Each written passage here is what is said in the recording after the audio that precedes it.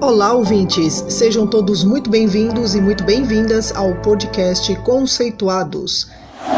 Esse podcast é para você, que também se interessa pelos mapas conceituais e busca conhecer novas maneiras de utilizá-lo em sua rotina. A cada episódio, sempre um convidado especial que compartilha com a gente um pouco da sua prática com os mapas conceituais. Eu sou a Marília, uma das integrantes do Conceituados. E no episódio de hoje, a gente vai falar sobre experiências com os mapas conceituais no ensino superior. E para falar um pouco sobre isso, temos como convidado especial o professor Paulo Correia, que já é conhecido do nosso podcast, pelo programa Dicas do Paulo. Hoje ele vai falar um pouco de algumas experiências que ele teve quando usou mapas conceituais com seus alunos no ensino superior. O professor Paulo é químico de formação pela USP e atua na unidade da USP Leste, no curso de licenciatura em Ciências da Natureza. Ele também está na nossa equipe do podcast, e se você quiser saber um pouco mais, ouça o episódio de apresentação da equipe do Conceituados. Professor, obrigada pelo aceite e vamos começar o nosso bate-papo. Considerando que você é professor do ensino superior, que experiência você pode começar a contar um pouquinho para a gente, que você avalia como a melhor ou uma das melhores quando você utilizou o mapa conceitual em sua sala de aula? Olá, Marília, tudo jóia? É um prazer estar aqui no Na Prática, eu que geralmente fico lá no Dicas do Paulo. Eu agradeço esse convite, é a minha primeira participação aqui no Na Prática. E olha, a sua pergunta ela é bem provocativa, porque eu uso mapas conceituais já há muito tempo, né? Na minha prática docente.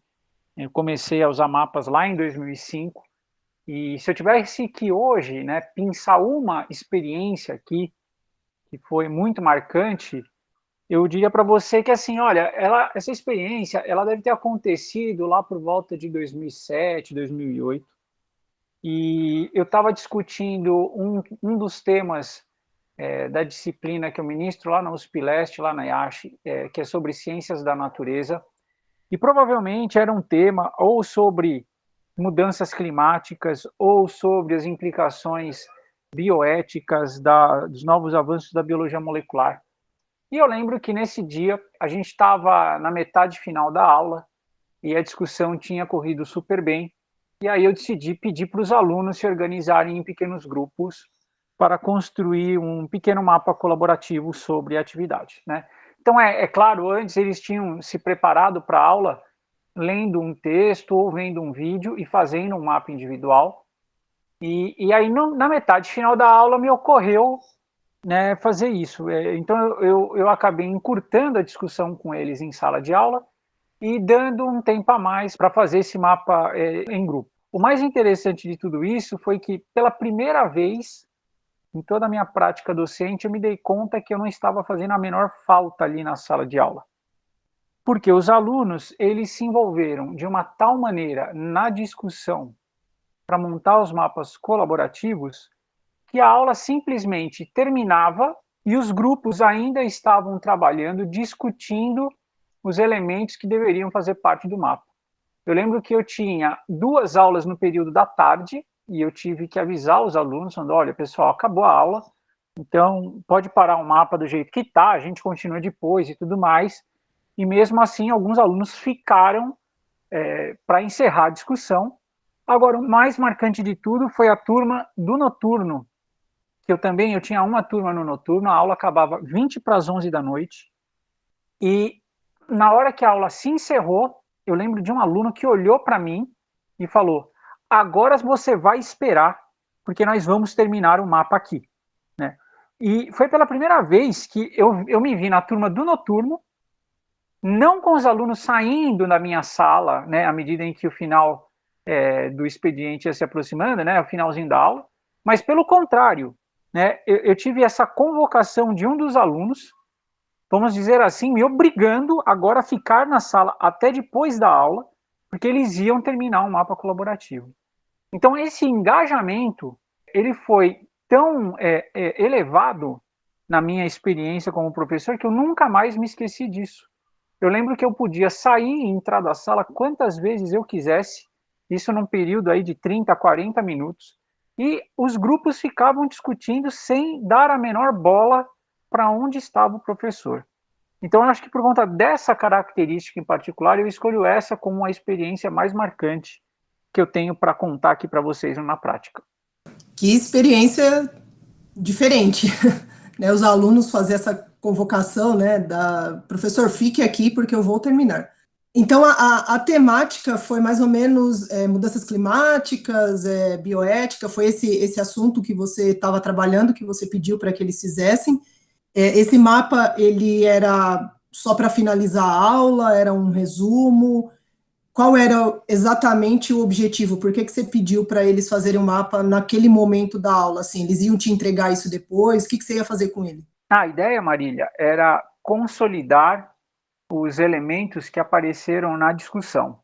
Então, assim, eu não me lembro muito bem se era alguma das questões, vamos dizer, mais assim, quentes das mudanças climáticas ou alguma discussão sobre temas que implicam em decisões éticas a partir dos avanços da biologia molecular.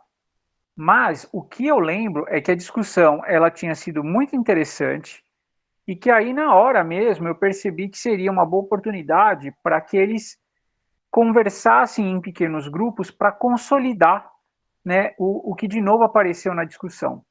Então, assim, se a gente pensar na dinâmica da disciplina que eu estava ministrando naquela época, eles tinham lido algum material de preparação, provavelmente um texto, né? Tinham feito já um mapa individual sobre o texto. Então, veja, né, esse aluno chega para a discussão, como eu gosto de dizer, ele chega aquecido já, né? Ele já tem uma ideia daquilo que nós vamos conversar, daquilo que nós vamos debater. E aí, o que acontece é que rapidamente na aula, a discussão se estabelece. E a partir dos pontos de vista dos alunos, né? Então, o que aconteceu foi que a discussão foi tão rica que eu lembro que eu decidi assim, eu falei assim, não, olha, eu vou encerrar a discussão por aqui, né? Como se eu tivesse, vamos dizer assim, satisfeito até onde a discussão tinha chegado. E aí eu decidi na hora colocá-los para trabalhar em pequenos grupos. E aí é que eu tive essa grande surpresa. Foi a primeira vez que eu vi isso na minha sala, né? E é muito diferente você ler na literatura que, por exemplo, né, os alunos eles têm um nível de conhecimento, de entendimento similar, então a colaboração entre eles tende a ser mais efetiva, né? E, enfim, tem um monte de coisa na literatura que aponta isso para a gente. E eu lembro que nesse dia, quando eu vi isso acontecendo na minha sala, eu lembro que eu falava para as pessoas, eu falei assim, eu estou vendo aquela parte da literatura na minha sala agora. Eles estão lá engajados, colaborando, discutindo numa tarefa que era fazer um mapa colaborativo, e eu fiquei sem função. Naqueles minutos de final de aula, eu fiquei sem função. Então, na verdade, esse mapa colaborativo ele foi entregue e utilizado como ponto de partida na discussão da aula subsequente. Então, de alguma maneira, na disciplina Ciências da Natureza naquela época, a elaboração de mapas ela era uma constante. E nesta altura da disciplina, os alunos já tinham uma boa vivência com a técnica. Então, eles não tinham mais os desafios, né, os obstáculos de elaboração dos mapas conceituais que os iniciantes geralmente apresentam. Então, nesse contexto, esse mapa, ele foi um mapa, eu diria que sim, de fechamento de uma discussão, mas ele estava no meio de um processo. Então, ele não foi, por exemplo, utilizado na minha avaliação, porque eu estava na metade do bloco temático da disciplina. Ele foi um elo de ligação de uma aula com a aula seguinte. E aí eu estou pensando aqui, né? Você já trabalha com mapas há muito tempo, né? E então teria várias histórias para contar para a gente. Você relatou uma que parece ter sido assim uma ótima experiência por conta da participação e engajamento dos alunos, mas você teria, por exemplo, alguma outra experiência que talvez não tenha sido tão interessante como essa, ou uma outra experiência boa também que você pode compartilhar com a gente nesse momento? Marília, o que não me falta são boas histórias para contar a partir das coisas que eu já vi na minha sala de aula, né? Eu queria só fechar esse primeiro caso, vamos dizer assim, porque eu acho que aqui existe uma mensagem importante para todos os nossos ouvintes, né? Por que cargas d'água eu acabei selecionando exatamente este caso como um caso assim, né, que me ocorreu quando você perguntou diante de tantos anos de experiência?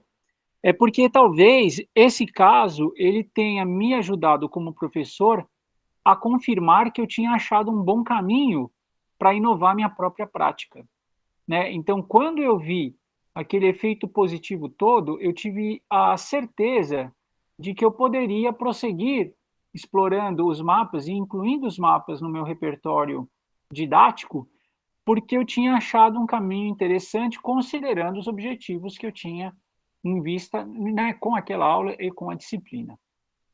Então, se a gente fizer agora, né, uma mudança de enfoque, eu diria que eu tenho experiências também bem interessantes quando os mapas eles são utilizados para avaliação da aprendizagem. Então veja que aqui a gente muda um pouco o enfoque, porque eu tenho um objetivo muito claro, né? Qual é o objetivo? Eu preciso verificar se os meus alunos compreenderam adequadamente alguns conceitos presentes nas discussões das aulas. O que mais me surpreende aqui é o desafio do aluno ter que elaborar o mapa conceitual, né? Então, eu não vou pensar aqui uma experiência, mas eu vou meio que dizer como que eu vejo esse conjunto de experiências que utiliza mapa conceitual para avaliação da aprendizagem. Então, eu acho que o primeiro aspecto é você delimitar muito bem a tarefa dentro do tempo e dos conhecimentos que os alunos dispõem. Então, geralmente, eles se preparam para a prova, eles sabem que, por exemplo, na próxima aula haverá uma prova, e eles já sabem que vão ter que criar um mapa durante a prova.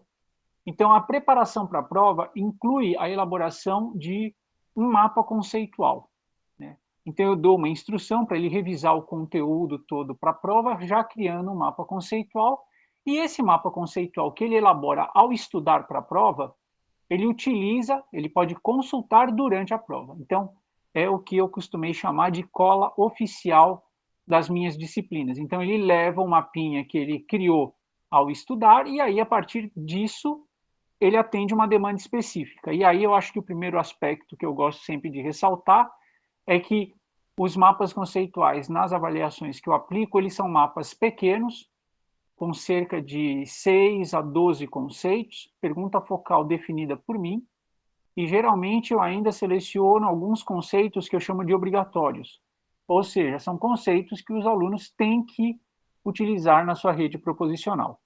Então é interessante porque aqui já tem um bom desafio para os alunos que acham que de repente eu vou chegar lá no dia da prova e simplesmente vou falar para eles assim: faz um mapa aí do conteúdo que a gente estudou. E na verdade eles se deparam com uma demanda muito, muito mais especificada. É diferente, né? Porque se a gente for falar para o aluno, faça um mapa do que a gente viu até agora, provavelmente, se ele está bem preparado, ele vai querer colocar tudo no mapa, né? E Isso é verdade, Marília. Deixa eu até já complementar aqui. O mais engraçado é que este é um movimento mesmo que qualquer aluno faria. Se é para fazer um mapa sobre o tema da disciplina, eu vou colocar tudo que eu sei. E aí o que acontece é que a comparação entre mapas e o processo de avaliação, ele fica muito comprometido porque os mapas são muito diferentes. é verdade. Você falando me faz retomar um pouco até da minha experiência também dentro do ensino médio. Realmente, para fazer a avaliação de um mapa feito a partir de um tema, demanda um tempo muito grande, né? E aí é aquela coisa, né? Tem que ter ciência de que isso faz parte se a gente, enquanto professor, fizer essa demanda para os alunos, né? Mas, Paulo, dentro, assim, de toda essa experiência que você tem, você, como professor, você reflete, assim, que teria que fazer algo diferente, teria feito diferente em algum momento, porque talvez alguma experiência não tenha dado muito certo? Tem alguma coisa nesse sentido? Marília, eu acho que como professor profissional, e eu gosto sempre de ressaltar isso, né? Os professores, nós professores, devemos nos considerar profissionais, né? Então, eu penso nisso todo o tempo, né? Então, na verdade, eu ajusto as atividades todo dia. né? É sempre um ajustezinho pequenininho todo dia, até que aquelas coisas que vão funcionando melhor para as minhas disciplinas acabam ficando de forma mais perenes na minha prática, mas eu estou sempre aberto a mudanças. E até para ilustrar isso, eu vou te contar um negócio também que eu acho que é muito bacana, né? Porque quando a gente pensa na avaliação da aprendizagem, via de regra, a ideia que a gente tem na cabeça inicialmente é assim: legal, entendi, eu vou pedir um mapa bem delimitado no dia da prova, vou pedir para o aluno se preparar para a prova já fazendo um mapão dele, ele leva o mapão dele, consulta e faz o mapa que eu quero na prova. Aí eu pego essa pilha de mapas e eu, professor, vou corrigir os mapas da prova, né? Então, veja, essa é uma leitura que faz sentido, inclusive, né, se a gente pensar na realidade dos professores da educação básica, seja do ensino médio ou do ensino fundamental. Porém, né, eu ouvi um episódio muito legal com a professora Silvia Abensur, e lá ela toca num ponto que a gente precisa ressaltar aqui também, que é a importância dos alunos, né, verem os mapas uns dos outros. Então, isso é o que me motivou, por exemplo, a implementar a avaliação por pares, quando eu aplico mapas conceituais nas minhas aulas. Então, a primeira providência é pedir para que um aluno corrija o mapa do outro. Um aluno avalie, até melhor dizendo, o mapa do outro. Então, eles vão começar a ter uma troca, né, de como é que você resolveu esse desafio da prova, que era elaborar um mapa com 6 a 12 conceitos, conceito obrigatório e pergunta focal definida. Então, assim, eu, Paulo, tive uma solução e agora eu vou conhecer a solução da Marília. De repente, ao ver a solução da Marília, eu percebo que ela vacilou num lugar aqui, mas ela teve uma super sacada em outra parte do mapa. Ou ela abordou contextos e conceitos, né, que na verdade me escaparam, eu não tinha lembrado disso. Então, eu acho que assim um outro recado importante é que quando a gente pensa sobre a nossa prática, né, a gente tem que ter uma abertura para tentar soluções inovadoras sempre aos poucos, né? Mas a gente não deve deixar também de romper um pouco com aquela lógica que às vezes marcou até a nossa vida escolar enquanto alunos, né? Então, me surpreende, né, e esse relato da avaliação por pares eu gosto de trazer também, porque os alunos ficam muito surpresos com essa demanda, né? Então, se eu tivesse que fazer uma amarração aqui dessa parte da avaliação da aprendizagem, Marília, a primeira surpresa que os alunos têm é que a demanda ela é muito bem especificada, ela é muito bem pensada, né? Não é faça um mapa de qualquer jeito sobre o tema da disciplina. Agora, o susto maior é quando eles se deparam com um formulário de avaliação online, onde eles têm que ler os mapas dos colegas e preencher ali se eles concordam ou discordam de uma série de afirmações que eu faço, coisa do tipo: as proposições do mapa estão claras, as proposições do mapa respondem à pergunta focal, o conceito obrigatório tal foi bem utilizado pelo mapeador. Então, eu coloco o próprio aluno que fez o mapa para avaliar criticamente os mapas de outros alunos, né? E claro que a partir deste resultado, o professor ainda faz uma avaliação, mas aí ele já pode eventualmente olhar o conjunto de mapas, sabendo que tem mapas que os próprios alunos já identificaram como mapas muito bons, e deve ter certamente um outro conjunto de mapas que os alunos identificaram como mapas problemáticos. E a partir disso, o professor ele tem toda a condição, e tem até uma condição melhor para implementar o seu próprio critério de avaliação. É bem interessante mesmo, Paulo, porque colocar o aluno, né, na condição de avaliador, também eu acho que isso ajuda ele a perceber o outro lado, né? Como é avaliar o trabalho de alguém, né? A atividade feita pelo colega, que está, digamos, está no mesmo nível que ele, né? E eu acho que isso é uma experiência bem interessante. Para já quase ir para encaminhando aí para o final, Paulo, quais outras dicas que você pode passar para a gente para que os professores que também são ouvintes do nosso podcast possam pegar aqui no episódio de hoje para, de repente, levar para a sua sala de aula, no ensino superior, principalmente, né? Ou também em ensino da educação básica, né, no caso. Olha, Marília, eu acho que as dicas que eu posso compartilhar, elas independem do nível de ensino, como você bem mesmo falou, né? são dicas que eu diria são mais gerais para qualquer professor, né, refletir sobre a sua própria prática docente. E primeira coisa, né, não achar que o mapa ele é uma panaceia, ou seja, o mapa conceitual vai resolver todos os problemas que eu vejo na minha sala de aula. Né? Se a gente depositar essa esperança imensa em cima dos mapas conceituais, eu posso te garantir já, você vai se frustrar, porque o mapa conceitual não resolve tudo. Então, eu acho que, assim, uma dica, até a partir disso que eu acabei de falar, é estabelecer com clareza quais são os objetivos que você tem, ou para a disciplina, ou para a aula, ou para o módulo. E aí, a partir desses objetivos, vem a possibilidade ou não de usar os mapas conceituais. Porque eu acho que tem hora que o mapa vai caber muito bem na sua disciplina, no seu módulo, e acho também que pode ter horas que, eventualmente, ele não vai ser necessário.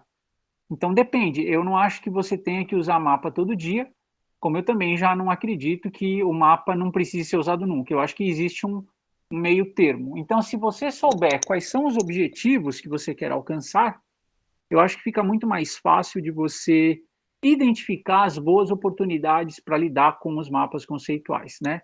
Então, vou dar só um exemplo. Toda vez que eu quero que os meus alunos trabalhem com o entendimento conceitual, ou seja, com estabelecimento de relações entre conceitos daquilo que eu estou explicando, é sempre aí que eu vejo uma oportunidade de usar os mapas. Então, essa é a minha primeira dica. Eu acho que uma segunda dica mesmo que você identifique essa oportunidade, eu vou explicar o tema tal, então eu posso usar os mapas. Pode sim, mas aí vem a segunda dica. Você não deve usar mapas conceituais com o seu aluno se você mesmo ainda não está convencido do valor dos mapas conceituais. Então, eu acho que isso é uma regra de ouro para o professor profissional. Ou seja, eu primeiro vou usar mapa conceitual comigo, para que eu me convença que eles são super úteis, para que em seguida eu comece a pensar como é que eu faço isso, como é que eu uso os mapas conceituais da melhor maneira possível com os meus alunos. E a terceira e última dica seria ir com calma. Então, se você traçou objetivos e sabe que, por exemplo, na semana que vem tem uma ótima oportunidade para usar os mapas, se você já usa mapas e se convenceu que ele é uma boa ferramenta, você sabe fazer os mapas, então agora só resta a terceira dica, que é vá com calma. Ou seja, não tente mudar toda a prática docente, mudar, revolucionar tudo que você faz na sala de aula, imaginando que hoje eu faço tudo errado, a minha aula é muito ruim, nada se salva, e a partir da semana que vem eu vou entrar com um mapa conceitual e tudo será diferente, os alunos vão se engajar, eles não vão querer ir embora, que nem o Paulo contou no começo desse episódio, porque na verdade não é assim. Então eu acho que a terceira dica é assim, vá implementando os mapas conceituais aos poucos, né? Vai conversando e contando para os seus alunos por que você fez a opção de, por exemplo, na aula de hoje, usar os mapas, por que eles podem ser úteis, né? Conte, converse isso com os alunos, porque eles vão gostar muito de saber o que justifica uma inovação pedagógica na sala de aula, né? Se é a primeira vez, sobretudo, que você vai usar mapas com seus alunos, gaste um tempinho para contar para eles exatamente por que você quer propor a elaboração de mapas e quais são as vantagens associadas a isso. Então, eu acho que, assim, resumindo, essas são 3 boas dicas que eu deixaria aí para todo o público que escuta o nosso podcast. Nossa, mais do que dicas, acabou me fazendo lembrar também esse vai com calma, essa terceira dica, que eu levei 2 anos para começar a usar mapa na minha sala de aula.